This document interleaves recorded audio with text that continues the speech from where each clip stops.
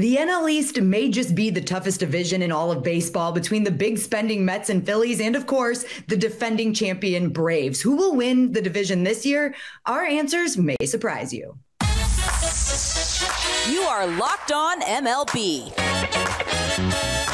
Your daily MLB podcast. Part of the Locked On Podcast Network. Your team every day.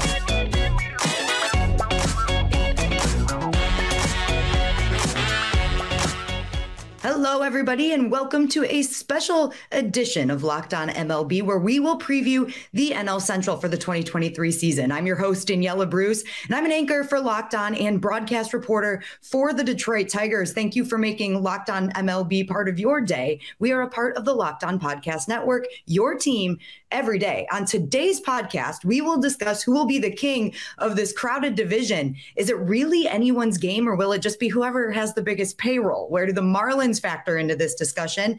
And will we see the Nationals take a step forward this year? We've got a lot to talk about, and I've got some great guests joining me today. I'm going to just get them all in here. This is really exciting stuff, you guys. As I mentioned, the NL East is a very, very crowded division, and really, I think it's anyone's game at this point. There are a few front runners, obviously, but there are so many exciting things that we have to talk about, and we are going to kick things off with talking about the Atlanta Braves. And to do that, we have Jake Mastriani, who is the Locked On Braves host, and they've been the NL East champs for 5 straight seasons, Jake, and they have a good chance at making that a 6th straight season. And the biggest question for the Braves is what I think everybody wants to know. What is it that could keep this team from doing that again, from making it 6 straight champions?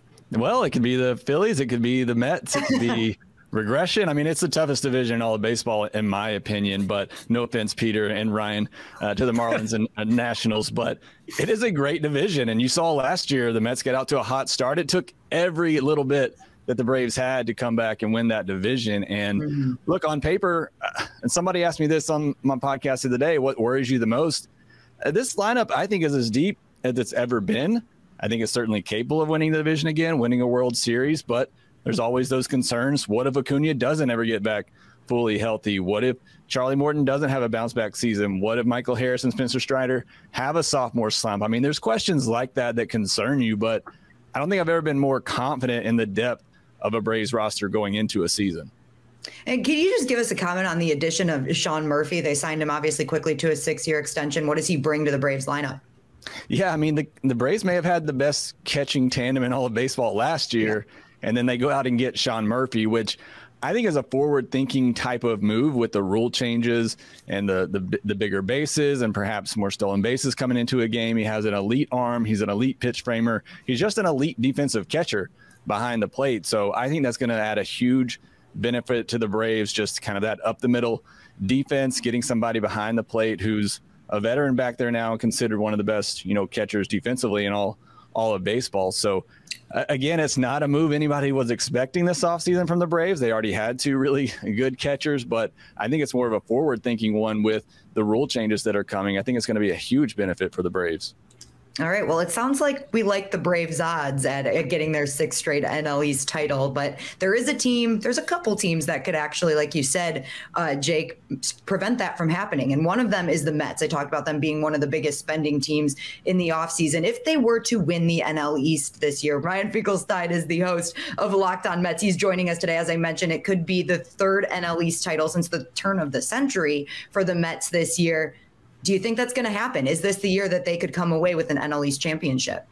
I think it is. You look at what the Mets got last year from Max Scherzer and Jacob deGrom. 34 starts is the number I look at. I believe they're going to get a lot more from Justin Verlander and Max Scherzer this year. I could see them starting at least 54 games. That's a third of your game started by future first ballot Hall of Famers. So I really like the Mets' chances. They bring back pretty much the same offense. They got top prospects coming up like Brett Beatty, who could break camp with the team. We're still waiting on that at third base, but I really like the Mets' chances. And compared to the Braves last year, I do wonder about Dansby Swanson not being there. We thought Vaughn Grisham was going to be the starting shortstop. He's now starting the season in the minor leagues. Orlando Arcia is going to get that nod. So I do wonder how that impacts the Braves if they do take a slight step back there, and maybe the Mets can improve a little bit and take this division.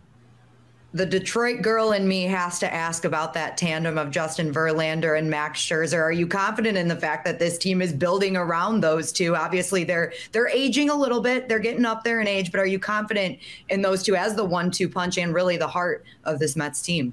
Absolutely. I mean, I think, right now we've already seen a couple of things about Jacob deGrom in camp. He just made his first start not too long ago, whereas Verlander and Scherzer are going through spring like sage veterans that are up to 80, 90 pitches and just seem ready to go from jump. So I think the two of them look to have a really big year. They could both be Cy Youngs. Like either one of them could be a contender in that department. And the Phillies got some arms like that. The Braves do as well. But I think the Mets duo is going to be the top duo in this division when it comes to starting pitching.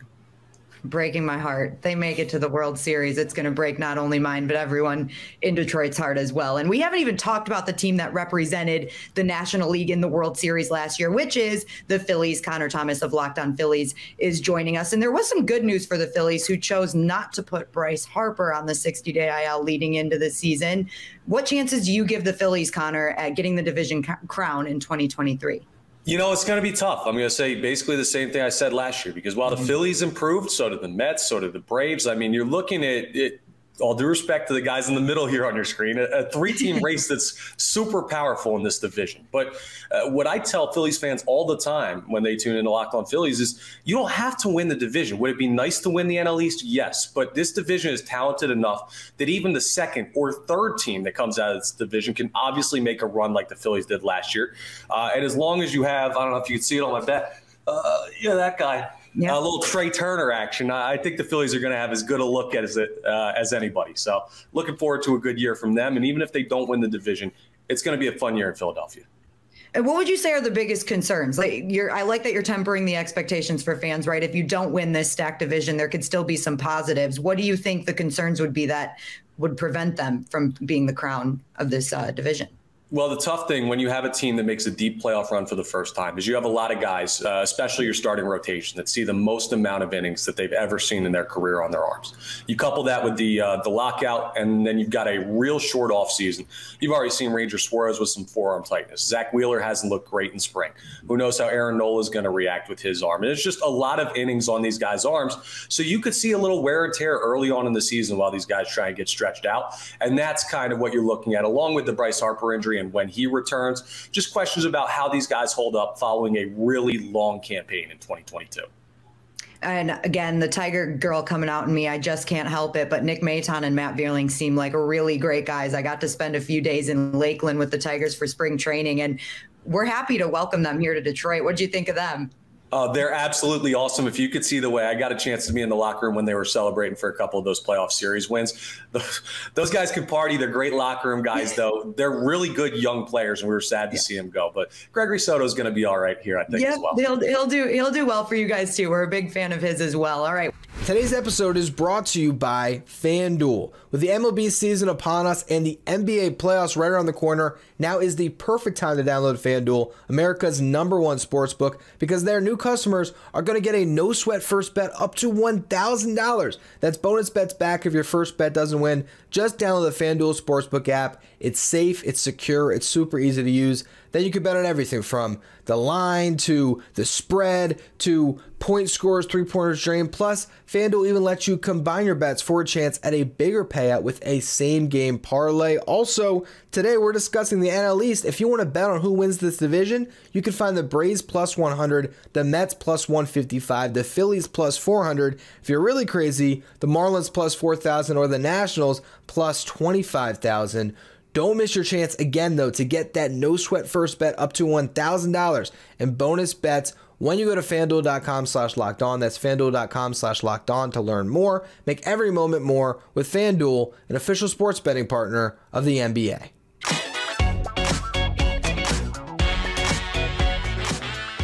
We're going to talk about the Marlins now, too. And as Connor so kindly pointed out, that they might be the two irrelevant teams in the Marlins. And I didn't say all that. You implied it. And the Nationals in the division with the three juggernauts at the top. But the Marlins are quietly building. They're shuffling some roster spots and kind of waiting in the shadows behind some of these teams here that are in the tough NL East. Peter Pratt from Locked On Marlins joining us right now. Let's take it from this angle, Peter. Do you think the Marlins could be a playoff team? And if not, what kind of steps forward are they going to take this year? I think they could sneak into the wild card 3 spot if everything goes perfectly. What happens in baseball? The majority of times, nothing goes perfectly. So, I'm not sure how you take that answer. They're lacking a bit of depth, and there's a bit of a social experiment going on with the Marlins this year. They're planning to go with 8 second basemen, a catcher, and a rotation. That's the methodology. They have loaded their team full of second basemen. I absolutely love what they've been doing. They're looking for a contact approach. It's going to be interesting to see. They're a pitching and defense team. Historically, they've now, with all these rule changes, decided to, go with 0 defense. So we're going to see how this plays out for the Marlins. But they don't have the money to spend, right? We can't look at what the Mets do, what the Phillies do. The Marlins have to take a different approach. And we're going to see if that works. There's a lot of pressure on Kim Ang. There's a lot of pressure on first-time manager Skip Schumacher. So there's a lot of storylines going on in Miami right now. If everything goes well, they could make a run. The rotation is definitely good enough to keep them in ball games. Can the offense take that next step? That's the key question for the Marlins this year. You mentioned Skip Schumacher. Do you have any idea on the pulse of the fan base and on the organization, how they're liking him so far? I know it's early, but there has to be some sort of pulse, right? Definitely. The general vibe has been positive, I'd say, on Skip. It was time to make that change from Don Mattingly into Skip Schumacher. I think Skip, being a relatively recent player himself, I think is a real step change from Donnie as well. So I think Skip understands the modern day player, what they need, how they can set themselves up to succeed. So early indications are really positive with Skip. The reality will soon set in the regular season. And if the Marlins get off to a 2-20 start or something crazy, then there'll be a lot of pressure on Skip Schumacher too. And one more for you here, Peter. Jean Segura, a nice addition. How's he settling in at third base? Because that's a bit of a change for him. How's that looking for the Marlins? Well, that's to the point, right? I mean, the Marlins have got so many second basemen here, and where do you play him? Mean Gene over at third, I think he can handle the position. The Marlins are asking so much of their roster this year defensively. Mean Gene at third. But the main storyline clearly is Jazz Chisholm Jr. transition out to center field, and that really is the key storyline defensively. That's, the Marlins season will hinge on how these guys can settle in. I think Gene can handle third fine. He's only played it for 30 games historically with the Phillies in 2020, I believe, in the COVID year. But really, defensively, it's all about, can Jazz handle center field, or do the Marlins have to flick to plan B, of which I'm not clear what plan B is at this point. So we'll wait to see what that looks like. All right. And last, but certainly not least, but as we've discussed already, maybe they are least in this division, Ryan. I'm sorry. Ryan Clary from Locked On Nationals is joining us now. There has to be something interesting about the Nationals this year. What is that, Ryan? What should everybody look for in the Nationals this year? Before the season started, obviously we were talking about Cade Cavalli, Josiah Gray, and Mackenzie Gore. Well, Cade Cavalli is now going to be out for the season with Tommy John surgery, but you still have those 2 young guys. Last year's staff for the Washington Nationals, easily the worst in baseball. Josiah Gray, he led the MLB in home runs given up. He led the NL in walks given up.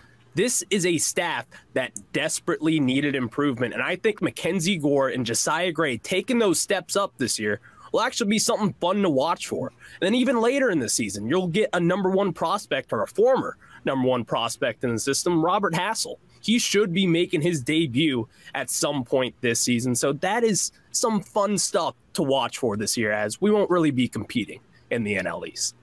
The Nationals were quiet this offseason, and I'm wondering, was that something you expected? Are you okay with that? And does that just mean they're really focusing on the development of their young talent? How did you see that situation this offseason? So actually, this offseason, it was supposed to be about ownership change. That's what we thought. We went into this offseason thinking by the winter meetings even that we could have new ownership in town. Obviously, that did not happen, and at this point, it's very unlikely that they sell the team anytime soon. So with that being said, the Nationals did not spend.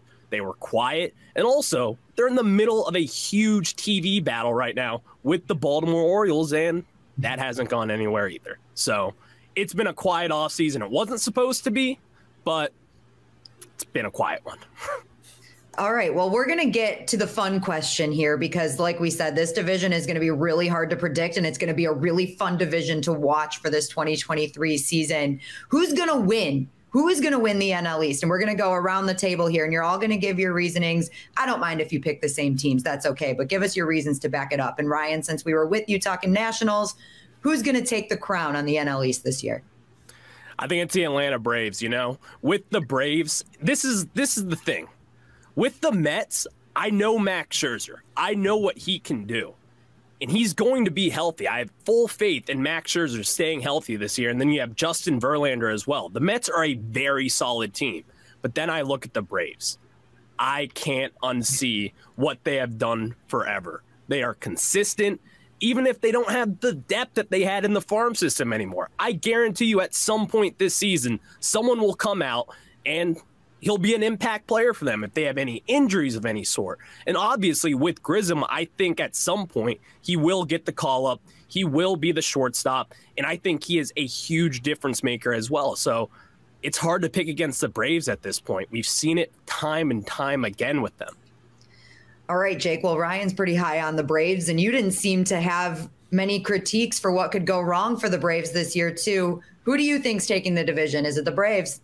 Yeah, I hate people actually buying into the Braves winning this year. It feels like they always get picked against because of all the spending the Mets and Phillies do. But I do think the Braves win it again. As I said, I think this is the deepest roster they've had. You look at the starting rotation, and as Ryan just said, they already have two rookies who have seemingly come out of nowhere competing for the fifth spot over guys like Ian Anderson and Bryce Elder who have major league experience. So I just think there's a lot of depth, rotation, bullpen. Lineup, could be the only thing if there were some major injuries there or guys didn't, perform as capable of. But I just think this lineup, if they perform to what we've seen in the past, I think they have a very good chance to win the division again and perhaps even win a World Series. But that's not to say, the Mets couldn't. I really, fear the Mets a lot. Obviously, Trey Turner and what he's done to the Braves historically gives me nightmares. So, it's going to be a good race, but I'll say the Braves just because I think they do have a lot of very good depth.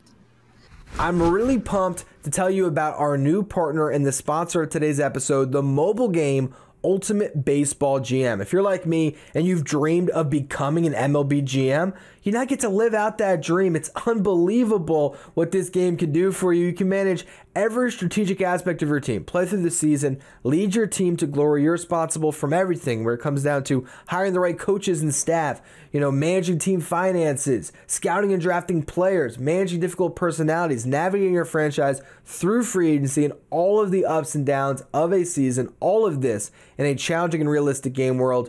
Ultimate Baseball GM is completely free, and the best part is playable offline, so you can play on the go as you want, when you want. Once downloaded, you don't need Wi-Fi to play. It's all there for you in app play, which for me is great because I've always loved to play MLB The Show on my PlayStation. It's not in my phone if I'm waiting, a long line at the grocery store and I want to pull my phone out, play a little bit of Ultimate Baseball GM. I now have that luxury and I absolutely love it. You will too. Locked On listeners are going to get a 100% free boost to their franchise when using the promo code Locked On in the game store. So make sure to check it out. To download the game, just visit probaseballgm.com. If you're watching on YouTube, you can scan the code in the bottom right of the screen, or you can look it up on the app stores. That's probaseballgm.com. Check out Ultimate Baseball GM. Start your dynasty today.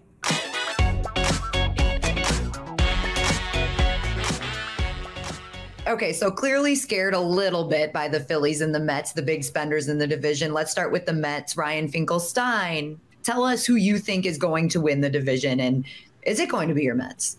I can't just give the Braves a clean sweep. I'm going to be counting on Peter and Connor to kind of come on my side a little bit so we can take this 3-2. I do think the Mets are the team that can come out and win this division. But honestly, I kind of view this division the same lens as last year. I think the Mets and the Braves are going to be hovering around 100 wins. I think the Phillies are going to be a wild card team. And I think any of those three teams, when we get to October, can make a run. Last year, I kept on saying that the Phillies were the best puncher's chance team in baseball, and they showed it. So I'm very scared of the Phillies come October, but I think that, some of the things Connor was mentioning with coming off a run, I think their arms might get out of the gate a little bit slow. But overall, those three teams, I believe, will all make the playoffs this year. When it comes to who wins the division, of course, I'm going to take my Mets, but I would not be surprised at all if the Braves won again because, like we've mentioned, they kind of win every single year. You know, I'm going to pitch you this question, Ryan, and the schedule is obviously going to look a little different for every MLB team this year, playing some more matchups, a lot more matchups outside of the division. Do you like that? Does that benefit the Mets? How do you think that impacts their record at the end of the year? You know, I think for one, you're going to see some low win totals in the Central. I think in both leagues, because I think that there's a lot of power on each coast. When it comes to this division, I don't know how much it's going to play into it. Last year, the Mets and the Braves almost played to a draw, but then again, that made the difference. It was with tiebreaker where the Braves sweep that last series. So I do wonder how that's going to work out as far as, you know, the tiebreaker at the end. I think it's 14 games instead of 19 games. So are we going to have some 7-7 splits, and it could come down to some really weird tiebreakers at the end of the season? It's going to be interesting, but until we really see it play out, I don't know how much of a change it's going to make. I'm just wondering, any other of the hosts on this podcast right now, do you think that's going to impact your team specifically at all? If you do, kind of raise your hand. If not, it's like school, right? Like raise your hand. Oh, you do. Jake, what do you think? Yeah, so I think it increases the opportunity for, I mean, I think all three of the big teams in the NL East have a good chance to get in, but I think it just increases the ability of that to happen. I mean, as good as all three of those rosters are, I could see all of them easily making the postseason. But when you take out the fact we don't have to play each other as much and you get to play some of those Central teams a little bit more, I think it just increases the odds of all three teams getting in again. And then like Ryan Finkelstein said, if that happens, either one of those teams could make a run. It all comes down to who's hot at the time, which we saw with the Braves 2 years ago, make a run and win it. You saw with the Phillies last year, who got hot at the right time and made a run. So all three of those teams are capable of going to the postseason and winning a World Series. And I just think the balanced schedule now increases that chance of happening.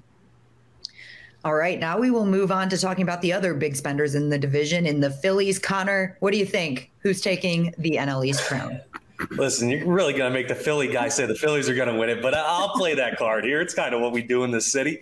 I think this team's got as good a shot as any, and I know the Braves have run this division for more than the past half decade. I know the Mets are a super talented team. When I look at the Phillies, and maybe I'm reading into stuff that's not there, but they just feel like they have so much momentum, even just looking at the World Baseball Classic and like Kyle Schwarber hitting that home run off of Yu Darvish in the final, just like he did in the NLCS. Trey Turner going absolutely off, hitting 5 home runs in the tournament. Bryce Harper potentially coming back early.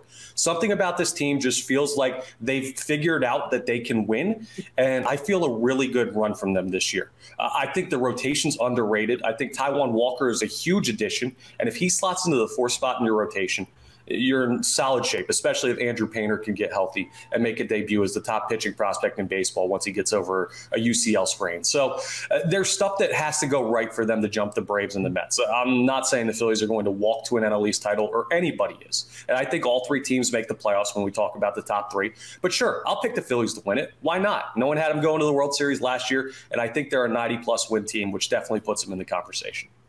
That's right. Go for the underdog. I think Detroit and Philly have that same mindset. Detroit's probably way out of it this year, but I'm still going to tell you that they're going to turn things around this year. It's the optimism in our cities, right?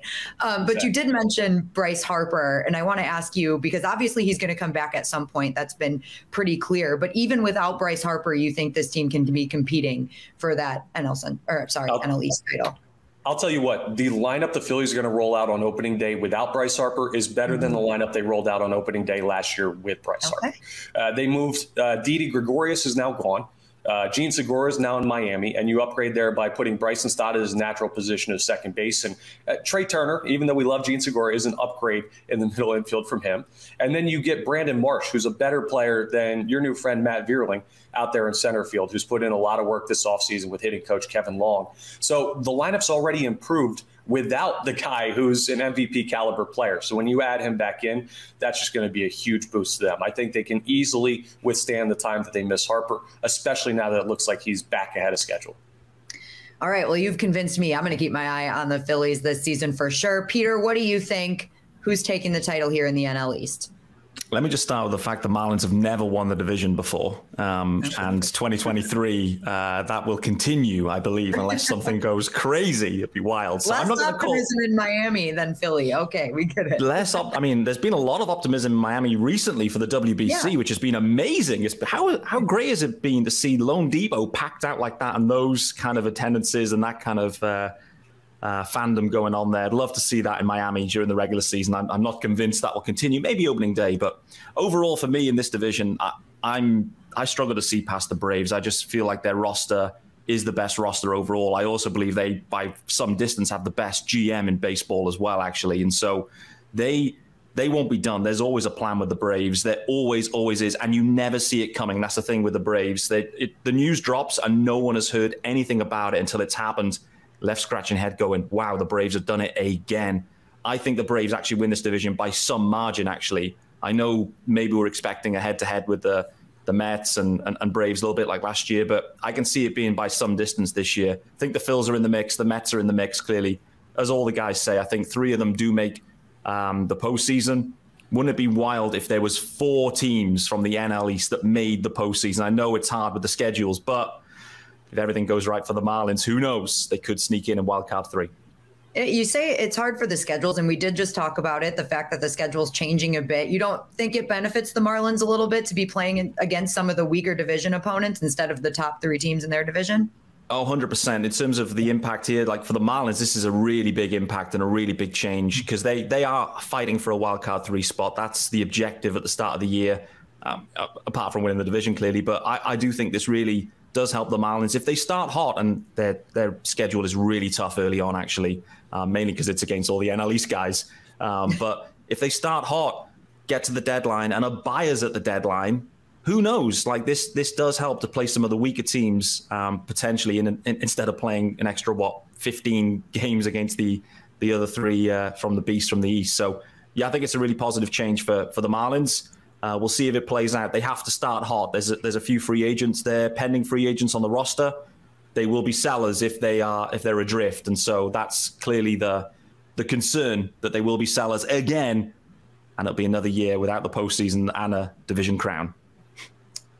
All right, everybody. Well, there you have it. There's a season preview for the NL East on the 2023 season. A big thank you to all of these gentlemen for joining me today. We've got Ryan Clary of Locked On Nationals, Jake Mastriani of Locked On Braves, Ryan Finkelstein of Locked On Mets, Peter Pratt of Locked On Marlins, and last but certainly not least, Connor Thomas of Locked On Phillies. Again, thank you all so much for giving us this preview of the NL East. It's going to be one of the most, if not the most, exciting divisions in baseball.